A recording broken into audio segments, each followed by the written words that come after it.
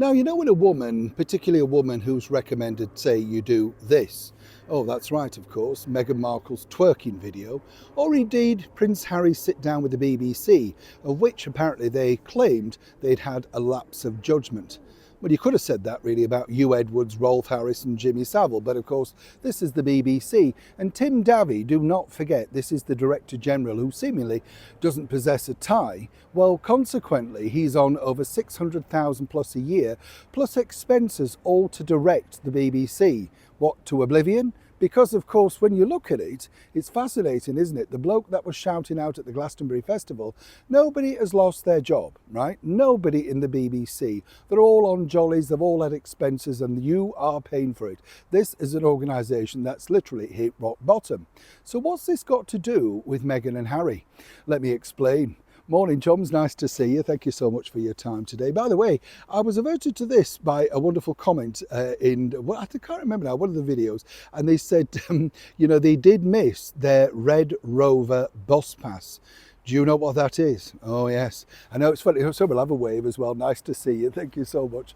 The thing is, it just starts memories off, doesn't it? Now, I think I remember them when I first came to London. Yes, well, no, not in the medieval times. Of course, when I first came to London, do you remember when you could still hop on the back of buses? Yes. And I thought it was great then, actually, because if you missed it, at least you had a chance if you could run. Now, of course, you've got no chance. But the thing is, at least then you could run and try and jump on the back. Well, the Red Rover bus pass apparently is finally disintegrated and is no longer. Did you have one? And do you remember it? Or have you still got it? Apparently, if you have, it could be worth some money. Yes, you see, this is the thing. We like to share wealth on this channel, don't we? I can see you snatching your purse shut now. Yes, this is the problem. Now, let's get back, of course, to your royal story of the day. There's nothing like mentioning money for turning off somebody, is there? Oh, no, I know the feeling. Yeah, I can see bats flying now myself, actually, but there you go. Now, as we know, there was a secret meeting, as ever, with the Meredith Maines, as I said, the soap opera named PR communications executive for the former royals known as the Duke and Duchess of Sussex, right? She came over here, and I told you it's really, and people are now slowly picking on this, it was basically about how Harry could access some of the funds and stuff like that he has. He's got big problems financially, and again we have to say allegedly. But what was interesting, you see, Meredith is a pushy woman, right? Not a problem with that. All PR people, publicity people have to be pushy in order to get their clients in front. It's in front of the camera, it's what they do, that's the gig. What's interesting though is this, you see, as ever, I like to tell you first and exclusive what I found out. You see, when Meredith was over here, what she was trying to do also was trying to sort of make inroads with the British media. Now, this is farcical in itself, because if you remember when Harry and Meghan left, they sent out a list of the people that they weren't willing to talk to.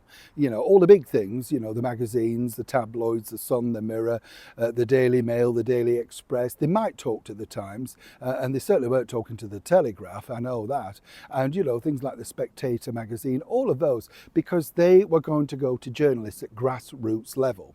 And by that they meant people who had got no idea, who were literally just going to write what they wanted. That's what you call a grassroots journalist. You can see I'd never be on the list, right, chums? You get it. But the thing is that really fell apart, because now nobody really cares. You can't control the journalism because we live in a worldwide digital media platform. Meredith, though, was fishing around, and again, allegedly, to see if she could get some of the bigger cheeses, particularly like, the more leaning towards Harry and Meghan types. Perhaps the failing Sky News, which now doesn't really have an audience at all. And then, of course, perhaps the BBC. And Drinkingtons were offered, in a hotel, that sort of stuff.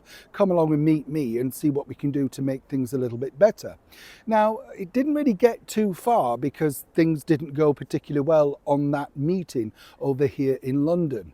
Right, Meredith? But the thing is, the fact that they're now reaching out to people where they were first saying, we're not going to do this at all, we're not interested, just shows you how far and how difficult things have become for the Sussexes.